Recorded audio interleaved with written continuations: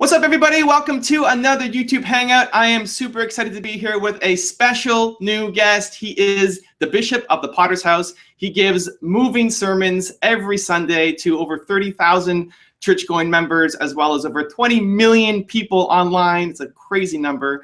He is a master communicator, an entrepreneur, a best-selling author with over 40 books to his name, a business leader, and he's got a new book out to help entrepreneurs called Soar. Bishop TD Jakes, welcome aboard, man. Thank you. It's a real pleasure to be with you.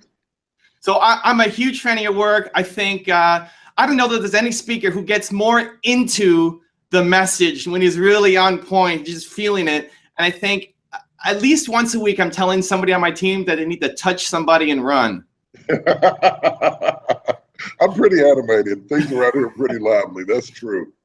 For those of you who are watching who may not be as familiar with Bishop Jakes' work, I recommend go to his YouTube channel, type in "touch somebody and run" and watch that video. It's my favorite. It's I think a great introduction. And thank you so much for all the contribution you're making, not just to the world, but now also to entrepreneurship with your new book, Soar. You know, I'm excited to have the opportunity to talk out the other side of my head. So much of what people do see about me is my faith, and I came on television preaching, but I've done talk shows, I've produced films, over $500 million grossing at the box office. So I do dabble over in the entrepreneur space, and I grew up in that environment. And I finally decided to kind of come out of the closet and out of the shadows and talk, because so many people in my world are really trying to launch businesses or figure out how to launch businesses, are having similar troubles and struggles getting it off the ground.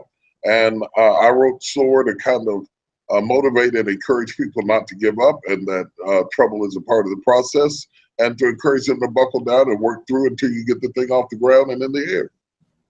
Now we've linked to Barnes & Noble, to Amazon for everybody watching. You can go pick up the book. It's not out yet though, right? It's still pre-order, or is it out yet? October the 10th. So we're just October 10th. Yeah, so 5 days away. You guys can go check it out, but you can pre-order right now in the link below. One of the things I loved about this story was when you were talking about your father, and he had his business, a janitorial business, and he started with one bucket, one mop, and built it up, but never was able to go nationwide because you said he refused to put down the mop in the bucket. Could you share that story? Because I think it's really insightful and could really help my audience. I use it as a metaphor, and it really inspired me. My father was what I would call the serial hustler. You know, it's hard to explain what all he did. He did some of everything in order to make ends meet, tried to survive. And then he got to the point that he really zeroed in on building a janitorial service. Started with the mop and a bucket, and ended up with 52 employees back in the 60s in West Virginia. That was really big. But he never could have launched it to the level that it would have gone, because he was always so busy working on it, he really didn't have time to run it. And I think that's a common problem with a lot of entrepreneurs. They can't get their hands off of the day-to-day things that they have to do long enough to think through the business from a CEO's perspective. And consequently, they fail to be used for their highest and best capacity, because they have a tendency to hold on to the minutia and get away from the maximum things that should be on your head if you're really building your business. And so for people who are going through that, you know, they may not have entrepreneurs in their family, they may not have had parents who are entrepreneurs, and they don't know any better. What's the solution? Is it self-education? Is it reading books? Like, how do you get them out of that mindset? Well, I think first thing you have to realize, there comes a point that your brain becomes more important than your hands, and you have to figure out what point that is. Good leadership is working yourself out of a job. It might be more profitable in the long run for you to hire somebody to do what you used to do, while you kind of step back and rethink, where is this going? How can I intensify the marketing value of this? What associations, partnerships do I need to build in order to really exploit this business and take it to the next level? Am I really reaching the targeted audience, or am I just shooting shotgun pellets out into the air and hoping that I luck up and hit somebody? All these things require some time, getting around other people who are doing what you're doing, having discussions with them, being mentored by them. A lot of times you don't have time to do that because you are so tied down to whatever your function is. And I am suggesting in the book that you might be more valuable to your organization to step away, hire somebody to do what you were doing. You might be more valuable in the next capacity because of the fruit is out there on the tree. It's not the one that fell to the ground. It's the one that you're about to pick, and your hands have to be free to get it. I love that. And now in the building of, the Potter's House and building your business, who was the first person that you hired? Like, what was their role? What did they do for you? It was really scary for me. I have 300 employees on the church side of my business, and on the entrepreneurial side of my business, I have less than 20. And oddly enough, the model of my business is built on partnerships, and I've talked about that. The TDJ Enterprises survives because we have partnerships with Sony Pictures. We've worked with Fox. We've worked with lots of people, because the entertainment business, you don't always need to keep full-time employees when you're not filming. So because it is a partnership-based business, you want to keep your overhead as low as possible so that your profit margins can be highest and functional. We kind of operate that way. Whereas in my not-for-profit world, we produce all of our everything. Graphic artist designs, our own marketing. We even have our own 18-wheelers. We do contracts with Walmart. We carry our merchandise to them. So it's much more of a practical, pragmatic, traditional corporation. Those two models give you two options, and there are many, many more through which you can do your business: scale down the employees, scale up on the partnership, or bring everything in-house and control the integrity of your brand from a hands-on viewpoint. So as somebody who's done both, what advice do you give to entrepreneurs who are trying to figure out which is the model for me, which path is better? It's, something, there is no definite answer. I think you have to evaluate at different seasons. And in order to do that, you have to be free to do evaluations and cost comparisons between what it would cost to bid out the services versus hiring the employee. And sometimes it is true at one junction that it's better to do it internally, either because of financial reasons or because of the quality control issues that are developed. Other times it is better to farm it out and use your people for better usage. And in order to do that evaluation process, you've got to step away, get the bids from people who would come in and replace the services, and then evaluate, are they going to do it at a better quality, or are they going to do it at a better price? All of those are good reasons to do it. In the long run, you don't have to pay benefits. In the long run, you don't have to deal with the minutia of organizing the behind-the-scenes struggle, because they're providing you a service. And you have to evaluate, is that the best decision for you at this time? And it's no cookie-cut answer. It depends on the business. It depends on the answers to those questions. One of the things I've learned most about entrepreneurship, and really about life in general, it almost pays not to come to the table being smart. Smart people become smart people because they ask questions. It's not what you know, it's what you think to ask. And asking the right questions is a catalyst to get you to the next dimension. I love it. Now, you've mentioned here that you want to start a movement with this book. You've written 40 books. You've had lots of success. I mean, you've obviously built up your church and other entrepreneurial ventures. Why now? Like, what's the movement? Why now after 40 books? Like, what's the driving force behind this is a time to launch this book, Soar? For me, you don't do things for profit. You do things for purpose. And I think that this is a time in the country that we desperately need to rethink where we're going as a nation.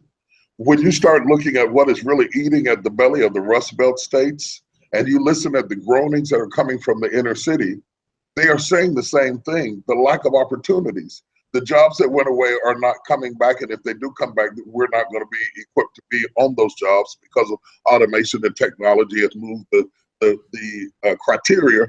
And so we may be waiting on a ship that's never going to come in. America has survived through small businesses. Over 90% of the employees in this country right now are employed by companies with less than 500 employees. So it's not about big Fortune 500 companies coming back. I applaud that. That's good for economic growth, and it's good for the stock market and all that. But it's much more pragmatic when it comes down to survival, and employing people on the streets are much stronger done in smaller businesses. So I think we really need to go back. We have become better consumers than we are investors. And so the whole notion of pointing people toward entrepreneurship gives you control. You can live the life you want. You can make the kind of money you want. You can do it from home if you want. You can take care of your children and do it. You can take classes at school and still own your own business. That kind of flexibility you don't get every day. Entrepreneurship, depending on the business, will provide those opportunities. I love it. Well, you're preaching to the converted. I'm a fan of the message. My audience is too. And speaking of the audience, I want to get some questions. We've got tons of people already lining up. I've been monopolizing the time, but let's get to some of the fan questions. Jay Rise is writing in, at Bishop Jakes, do you feel entrepreneurship is a spiritual practice? Wow, I think that you benefit when you are a spiritual person, because entrepreneurship is like riding a roller coaster. You're sometimes up and sometimes down. And if you have no spiritual equilibrium to stabilize your emotions through the transitory process of building a business, you can be erratic at home and with your kids, in your own life, because you lack the stability to anchor yourself beyond the day-to-day reports. So from that perspective, I think it is very valuable. The odd thing about it is simply this: people of faith, I've lived in that world a long time, could really benefit from better business skills. But people in business could really benefit from having more faith.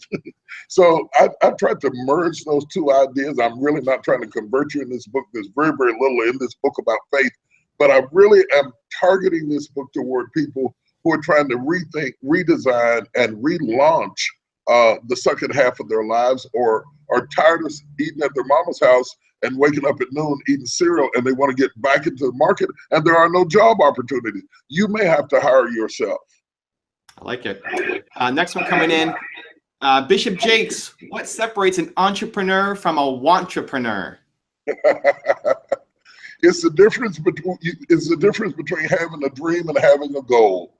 A wantrepreneur has a dream, an entrepreneur has a goal.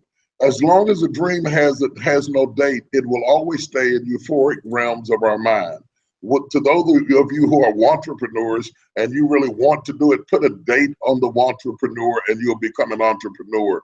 Holding your dream to a deadline makes it a reality and not something that you fantasize about every time you're sick of your boss. I like it. Hermione has a question. I know you have a strong opinion on this. How do I evaluate my worth? Wow. I do have a strong opinion on it. You know, you cannot do that in a vacuum. I'm sitting in a room right now. I can see you on the screen. I can see other people in my office. I can see the couch and the chair. The only thing I can't see is me. And that is a real problem in evaluating your own worth. Your eyes are not designed to show you. So what has to happen, you have to determine your own worth and value by interviewing people who interact with you and do practical interviews. What do you get when you get me? What is it that makes you see value in me? Because sometimes our opinions of ourselves are overinflated, sometimes they're undervalued, but when you talk to the people with whom you have to do, you get a sense of what is the level of your contribution. You'd be shocked sometimes it's not what you put your energy in. And so in the book, I have a point called E/I ratio, and it's energy to impact. Sometimes we're putting the greatest energy into areas where we have the least impact. This sort of evaluation helps you to reassociate that energy and reallocate it to things where you can have the greatest impact. And sometimes you can't get that done until you talk to the people you do business with, talk to the people who you live with, and ask them the candid question, what is it about me that is most effective? Sometimes the answers will really shock you. I love it. The next one's coming down the mindset, and I know you have a lot of opinions on mindset too, which is great. Basic question coming in saying he's worried that by profiting, having a for-profit business, he's selling his soul. So how do I get over that mindset? You know, not unless he's selling little dolls with pins in them that he's going to stick in somebody and do voodoo. When you have more resources, money is a nebulous thing. It is what you do with money that determines whether it's good or evil. When you have more money, you can send help to the flood victims. You can rescue the people in Puerto Rico. You can do positive things with resources. If you don't have resources, all you can do is wish people well. So whether having money is a positive or a negative, it will only amplify who you are. If you are not a good person, if you are selfish, if you're self-consumed, if you're self-aggrandized, money will just reveal that all the more. But if you are philanthropic, if you have a loving heart and a giving heart, money gives you more options to be able to do that, to plan a better future for your children. And I think what the person is wrestling with is a proclivity to think about guilt.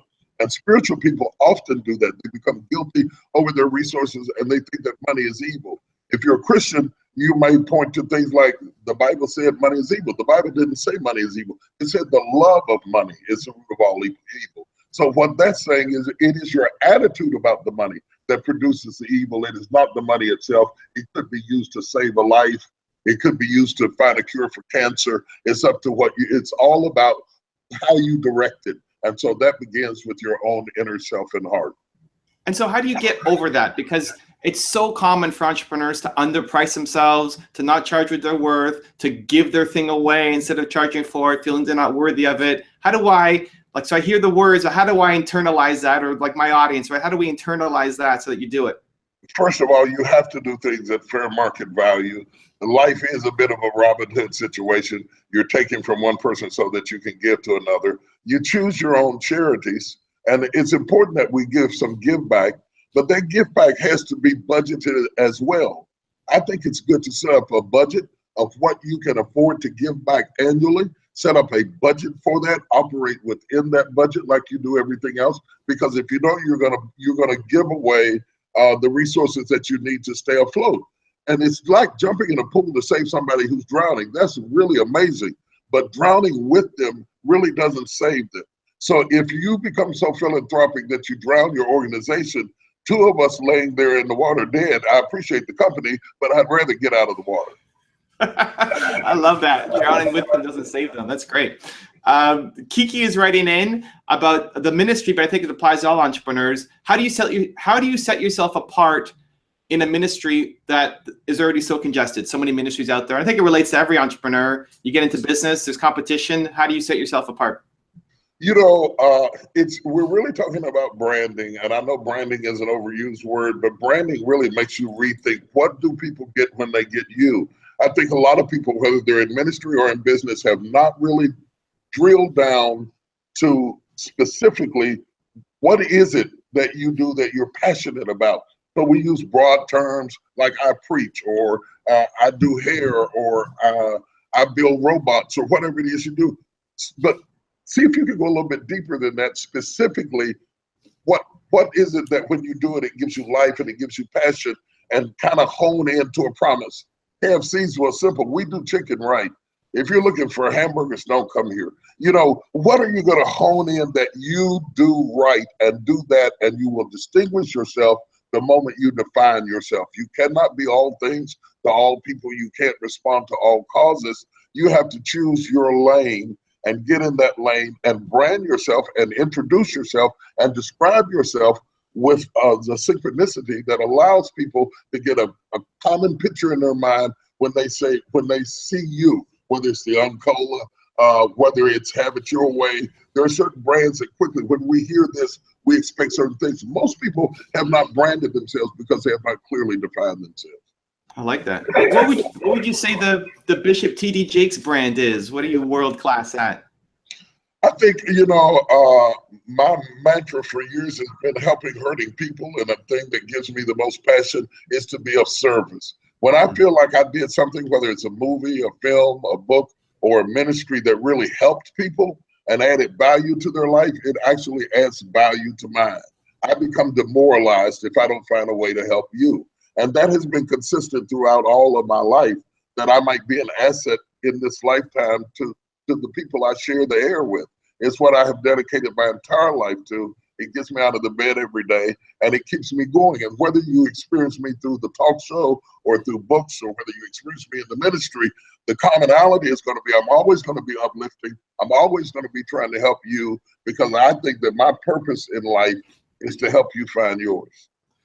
If you had to pick one core value, like one word core value at the center of Bishop TD Jakes, what would that one word be?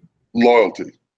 Loyalty. And how does that break down? Like, what does loyalty mean to you? Loyalty means a whole lot of things. It means that if I'm your friend, I'm the friend you can trust. It means that if I'm in covenant with you, I'll go down to the wire, whether things are going up or going down.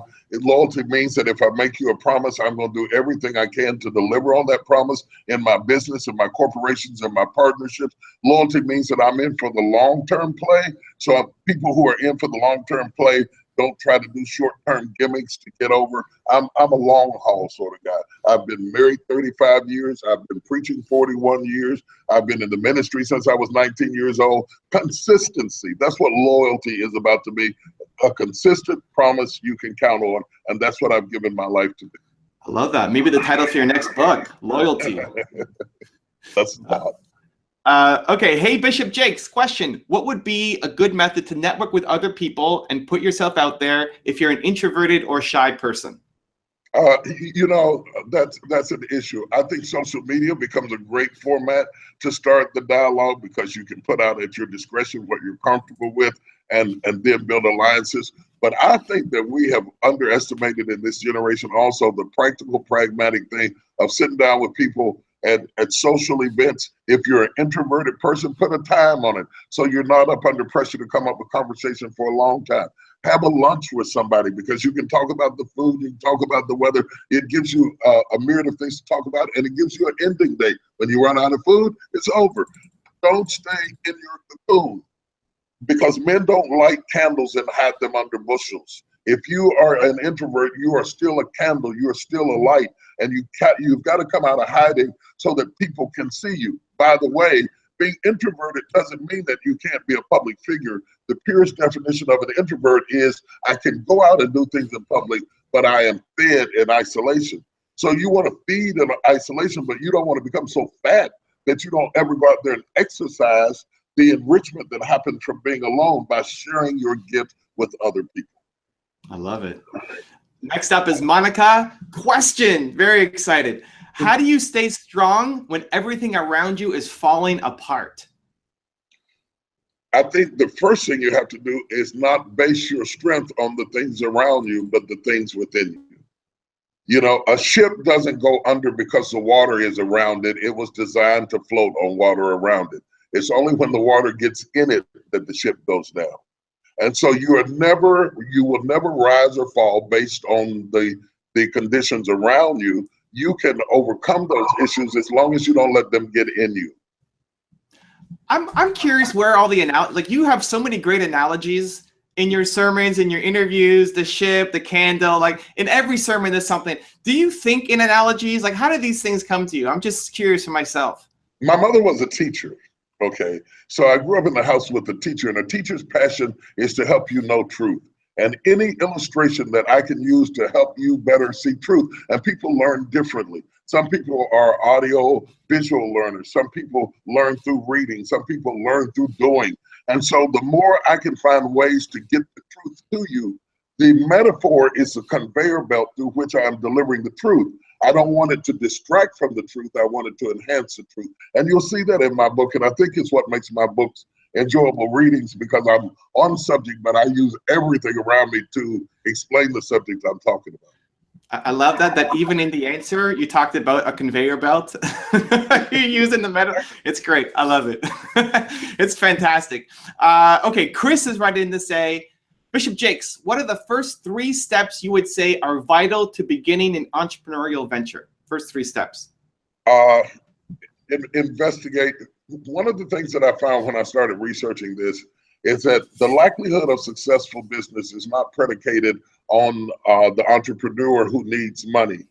When people go into business because they need money, the stats are shocking at how rapidly they go out of business. You want to go into business because you have found something that somebody else needs. Okay, this is about supplying what someone else demands. So the first thing I want you to do is find who has a demand for which you can have an answer or a product. Because when you find the person who needs you, your need to market goes way down.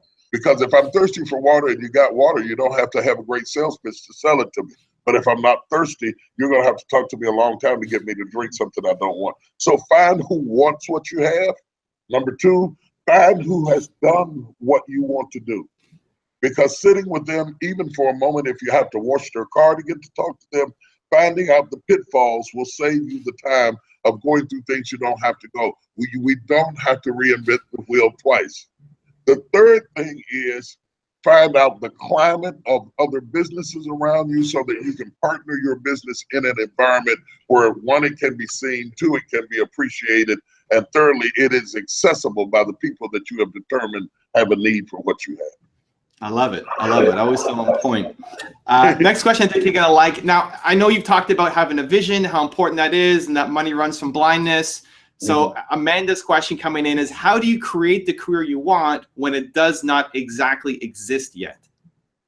That's the best. I mean, that's why I wrote the book. The whole book is built around the Wright brothers. The audacity for these brothers at a time that no airplane existed to stand on the ground and think I belong in the air.